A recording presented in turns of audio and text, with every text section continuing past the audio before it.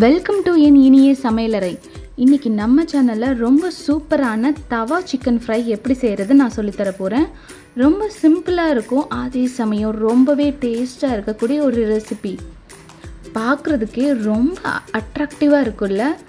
சீக்கிரமாக இந்த ரெசிபி எப்படி செய்கிறதுன்னு பார்க்கலாம். இன்றைக்கி தான் நீங்கள் ஃபர்ஸ்ட் டைமாக என்னோடய சேனலை பார்க்குறீங்கன்னா மறக்காமல் சப்ஸ்கிரைப் பண்ணிக்கோங்க. அப்படியே பக்கத்தில் இருக்க பெல் ஐக்கானையும் கிளிக் பண்ணிக்கோங்க.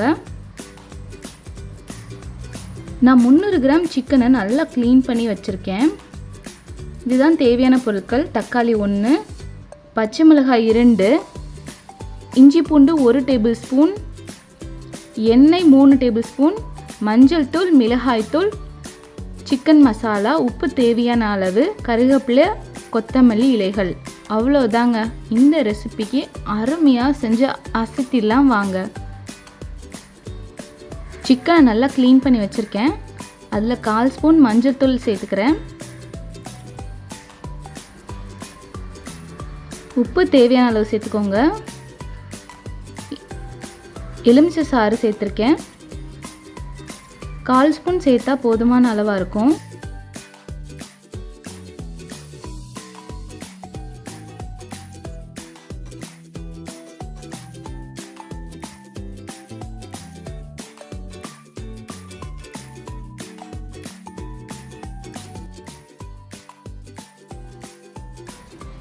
இப்போ கடாயில் எண்ணெய் ஊற்றிருக்கேன். 3 டேபிள் ஸ்பூன் எண்ணெய் ஊற்றிருக்கேன். இப்போ இஞ்சி பூண்டு விழுது சேர்த்துக்கிறேன். அது நல்ல பச்சை வாசனை போனதுக்கப்புறமா நம்ம பச்சை மிளகாய்கள் சேர்த்துக்கலாம்.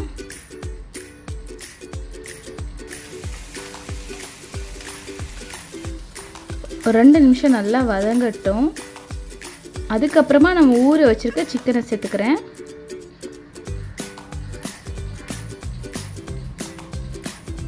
சிக்கனை நல்லா எண்ணெயிலே வதங்கட்டும். நம்ம தண்ணி எதுவுமே இன்றைக்கி சேர்க்க போகிறதில்ல.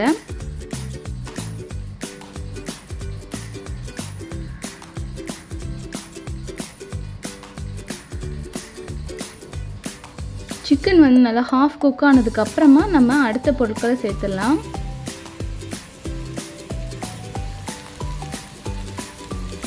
இந்த ஃப்ரை ரொம்பவே அட்டகாசமாக இருக்கும். நீங்கள் சாம்பார் கூட தான் வச்சு சாப்பிட்டு பாருங்களேன், அவ்வளோ டேஸ்ட்டாக இருக்கும். இப்போ நம்ம சிக்கன் குக் ஆகிடுச்சு. ஒரு 50% குக் ஆனால் போதுமான அளவு. பாருங்கள், சிக்கன் குக் ஆகிடுச்சு. இப்போ நம்ம தக்காளி சேர்த்துக்கலாம். ஒரு தக்காளி சேர்த்துருக்கேன். கொத்தமல்லி இலைகள் இந்த மாதிரி ஸ்டேஜ்லேயே சேர்த்துக்கோங்க. சேர்த்து நல்லா மிக்ஸ் பண்ணிக்கோங்க.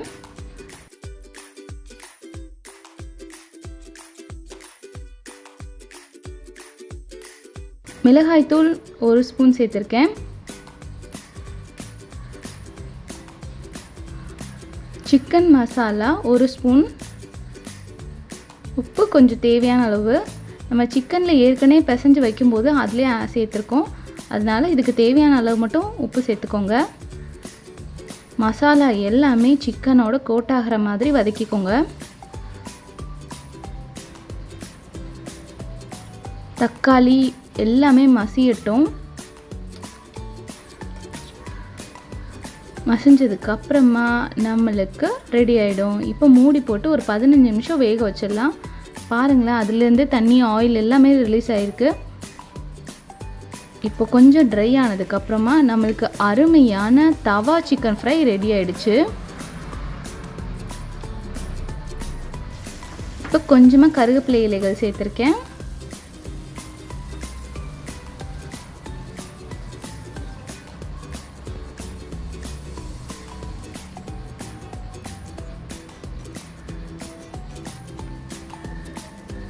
அவ்வளோதான், நம்மளுக்கு தவா சிக்கன் ஃப்ரை ரெடி ஆயிடுச்சு.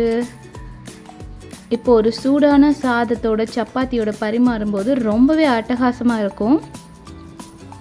இந்த அருமையான தவா சிக்கன் ஃப்ரையை நீங்களும் உங்கள் வீட்டில் ட்ரை பண்ணிவிட்டு உங்களுக்கு பிடிச்சவங்களோட சுவைத்து மகிழுங்க.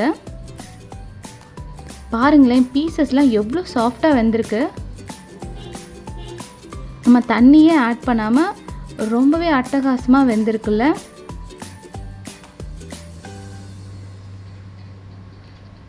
தேங்க்ஸ் ஃபார் வாட்சிங்.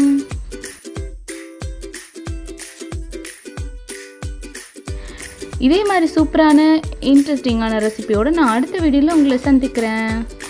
தேங்க்யூ.